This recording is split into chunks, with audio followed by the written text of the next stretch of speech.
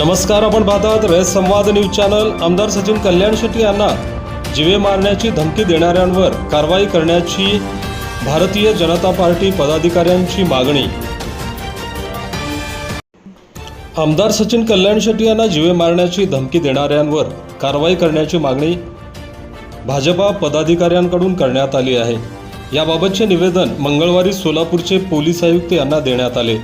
अक्कलकोटचे आमदार सचिन कल्याण शेट्टी यांचा परिवार दिनांक 7 ऑगस्ट रोजी सोलापूर शहरात गेले असता महावीर चौक येथे 2 गुन्हेगारी प्रवृत्तीच्या व्यक्तींनी त्यांच्या वाहन चालकासमोर आमदार कल्याण शेट्टी यांना जीवे मारण्याची धमकी दिली।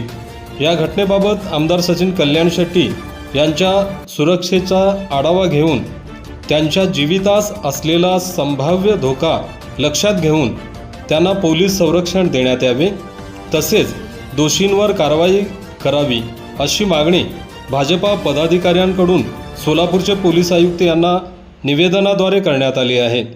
या प्रसंगी भाजपा मंडळ अध्यक्ष प्रदीप पाटील, अमोल हिप्परगी, महादेव पाटील, सुनील खेड, नगराध्यक्षा अंजली बाजारमठ, ऋतुराज राठोड, रामप्पा चिवडशेट्टी, महेश इंगळे, शिवशरण जोजन, प्रभाकर मजके, विकास बोळा, महेश इंगळे, सुनंदा स्वामी, परमेश्वर यादवाड, प्रवीण शहा, महेश बिराजदार, अप्पासाहेब किवडे, नागराज कुंभार, भीमराव शेळके, लक्ष्मीकांत धनशेट्टी, कस्तुरा चौगुले आदींसह नगरसेवक, नगरसेविका, पंचायत समिती सदस्य, जिल्हा परिषद सदस्य, भारतीय जनता पार्टीचे पदाधिकारी, कार्यकर्ते मोठ्या संख्येने उपस्थित होते। निवेदन दिलेलं आहे।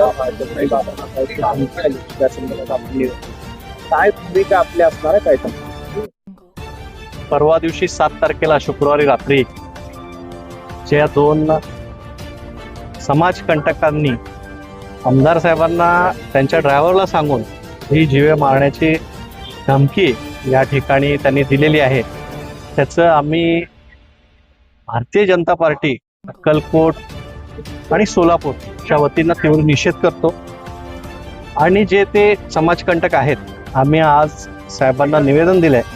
साहेबांनी सुद्धा आम्हाला आश्वस्त केलंय की आम्ही लवकरात लवकर योग्य ती कारवाई कशी करता येईल ती करतो म्हणून आम्हाला सांगितलेले आहेत। आम्ही या ठिकाणी आज सगळे नगरसेवक, जिल्हा परिषद सदस्य, पंचायत समिती सदस्य, आमचे सगळे प्रमुख पदाधिकारी, सगळे आमचे भारतीय जनता पार्टीचे कार्यकर्ते या ठिकाणी शांतीत आम्ही सगळेजण येऊन या ठिकाणी आज आयुक्त साहेबांना निवेदन दिलेलं आहे। त्याच्यानंतर आम्ही कलेक्टर साहेब आणि SP साहेबांना सुद्धा आम्ही निवेदन देणार आहे की लवकरात लवकर जे आरोपी आहेत त्यांच्यावर कार्यवाही व्हावी अशी आमची अपेक्षा आहे। आणि 100% साहेबांनी आता सांगितलेलं आहे की आम्ही लवकरात लवकर कार्यवाही करून जे पण प्रोसिजर आहे ते लीगल प्रोसिजर आम्ही पूर्ण करू असं आम्हाला आश्वासित केलेलं आहे। जे आरोपी आहेत ते राजकीय आहेत का, कुठल्या पक्षाचे आहेत का, त्यांच्या पार्टीचे आहेत का? आता ते सगळं चौकशी करतील, चौकशी करून काय आहे ते सगळ्या जनतेसमोर येईलच, लवकरच येईल।